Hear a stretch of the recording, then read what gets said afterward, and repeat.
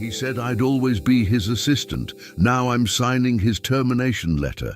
Have you ever been told you'd never be more than what you are now? That your dreams were too big, your voice too small, your presence too invisible? I was. In fact, I was told I'd always be the assistant, the girl who brought coffee, booked flights, and stayed invisible in meetings while others got credit for my ideas. My name is Evelyn Hart, and for 10 years I worked in the shadows of a man who thought power meant putting others beneath him. He'd laugh when I spoke, interrupt me when I shared an idea, and once told me to my face, "You'll never be more than my assistant. Know your place." I swallowed that pain every single day. But while he thought I was taking notes for him, I was taking notes on the entire company. While he barked orders, I was learning systems, strategies, and people. I never raised my voice, I never argued, I just waited until the day came when the board needed someone who knew the company better than anyone else, someone with vision, resilience, and quiet strength. And that's when they chose me. So now here I sit, same office, different title, and the man who once belittled me, he's on the other side of this desk. His name printed on a termination letter I have the honor to sign. Not for revenge, but for justice. If you've ever been underestimated, keep watching. Like, comment if you've been there, share with someone who needs to hear this, and don't forget to subscribe for more stories of transformation. Because sometimes the quiet ones aren't weak, they're just getting ready to lead. I started at Delmont and Gray when I was just 24, fresh out of college, eager to work, and willing to do anything to get my foot in the door. I accepted an assistant position to the Vice President of Marketing, Thomas Reamer. A man with a golden smile in public and iron fists in private. From day one, he never looked me in the eye unless he needed something. Evelyn coffee, extra shot, no sugar, and print these in color, staple top left. You'll get the hang of it, he said that first morning, tossing a stack of papers without looking up. I smiled, nodded, and did exactly as he asked. Over the years, I became his shadow. I memorized his calendar, prepared his reports, proofread his speeches, and when he couldn't remember the name of a client or a figure in a quarterly report, it was me who whispered it discreetly behind him. I was invisible in meetings. When I dared to speak, he'd smile that condescending smirk and say, "Let the grown-ups handle this, Evelyn." But I never quit. I had rent to pay, bills stacking up, and a dream I wasn't ready to abandon. I watched, listened, and learned. While he played politics, I studied finance. I took online courses at night, read books in between calls, and built relationships with the people he overlooked. The janitor, the IT guy, the interns, because I knew power wasn't in the title. It was in understanding how the whole machine worked. 3 years in, I discovered Thomas had been taking credit for several of my strategic ideas. I'd draft notes and marketing suggestions based on data I pulled from neglected files. He'd snatch them, rephrase slightly, and present them as his own. And the board praised him. "Brilliant, Tom. Your instincts are always spot on." I stayed quiet, but inside something was changing. I began documenting everything, ideas, suggestions, conversations, not to sabotage, but to protect. To have proof should the day ever come. One night, after a particularly brutal meeting where he mocked my suggestion about targeting smaller regional markets, I stayed late. And that's when I met Harold, head of compliance, coming out of the elevator. "Still here, Evelyn?" he asked. "Just finishing something." I smiled politely. He paused. "You've got grit. I've noticed. If you ever want to talk strategy, real strategy, let me know." That small crack in the wall gave me hope. Over the next 2 years, I started sharing my ideas with Harold. Slowly, others began listening. People from finance, HR, even the boardroom. I became known as the assistant with answers. Meanwhile, Thomas remained oblivious. He was too busy polishing his ego, never realizing the tide was turning beneath his feet. The shift began with a merger proposal. The company was considering acquiring a tech startup that had been hemorrhaging money but had strong intellectual property. Thomas championed the deal, seduced by the CEO's charisma and big promises. He lobbied hard to push it through. I had doubts. I'd seen discrepancies in their financials, patterns that didn't add up. I voiced my concerns in a report, detailed, supported with graphs, projections, and case comparisons.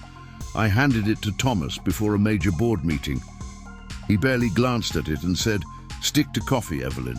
But one of the board members, Claire Donnelly, had seen me working late and asked me directly, "What's your take on this merger?"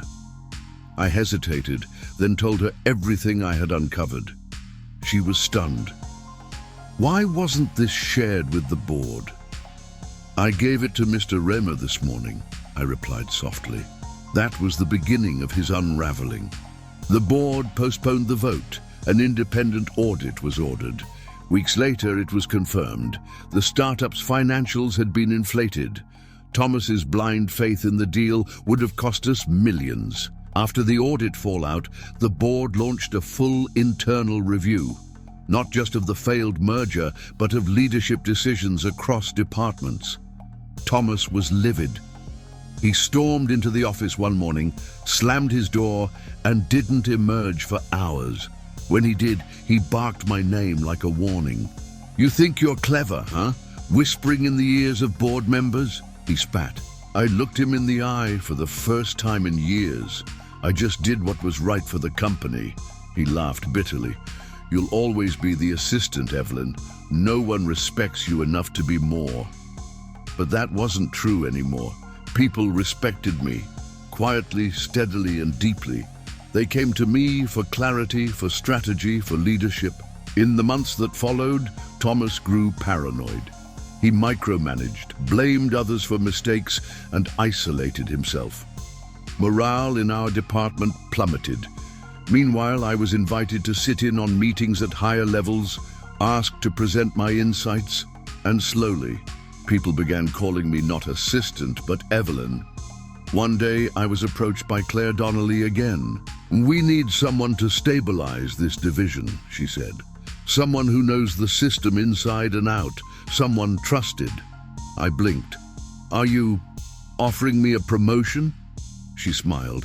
"We're offering you the vice president role, starting next quarter." I wanted to scream, to cry, to dance, but I didn't. I just smiled, quietly, the same way I had taken every insult, every slight, every dismissal over the past decade. The power of silence had never tasted so sweet. When the announcement was made, the entire office buzzed. Some were shocked, others whispered, "Finally!" But Thomas, he locked himself in his office for 2 days. Then came the real twist. The board had reviewed his entire track record. Performance, behavior, leadership. His mishandling of the merger was the last straw. A decision was made. And now it was my job to deliver it. I sat in my new office, his old one, reviewing documents with the HR director beside me. A termination letter, fair, legal, professional. When he walked in, he looked around like a ghost revisiting a graveyard. His eyes landed on me. He scoffed. "You've got to be kidding." I gestured to the chair. "Please, have a seat, Mr. Remer." He didn't sit. He just stared. "This is a joke." I slid the letter across the desk. "You're free to review it. You'll receive all entitlements per your contract. The board wishes you the best." You're signing this?" I nodded. He laughed once, hollow and broken. "You think this means you've won?" "No," I said. "It means the company did." He stormed out, and I exhaled. 10 years of weight lifted in a breath. That evening, I stayed late. The office was quiet. I stood by the window, watching the city glow below. And I remembered everything. The missed birthdays, the tears in bathroom stalls, the nights I almost quit. I thought of my mother, who always said, "Be so good they can't ignore you." And of the janitor, Mr. Reynolds, who once said, "Keep your head down, but never stop rising." The next morning I called a meeting, my first as VP. I didn't speak about titles or power. I spoke about teamwork, integrity, and how we would build a culture where no voice was too small to be heard. The room clapped, some teared up, and deep down I knew this was just the beginning. 2 years later, under my leadership, the marketing division became the company's highest performing arm. We attracted new talent, retained our best people, and built campaigns that were studied in industry seminars. I never boasted, I never gloated, I let the results speak. At a corporate event, a young woman approached me. "Ms. Hart," she said nervously, "I'm new here. I just wanted to say, thank you, you make me believe I can be more." I smiled and shook her hand. "You already are." Later that night, someone handed me an envelope. Inside was a letter, unsigned. It read, "You were right. The quiet ones are the most dangerous, but in a good way. You earned it, and I never saw you coming." I smiled, folded it, and placed it in my drawer, because sometimes the greatest victories don't require shouting. They require showing up, standing tall, and letting your journey speak for itself.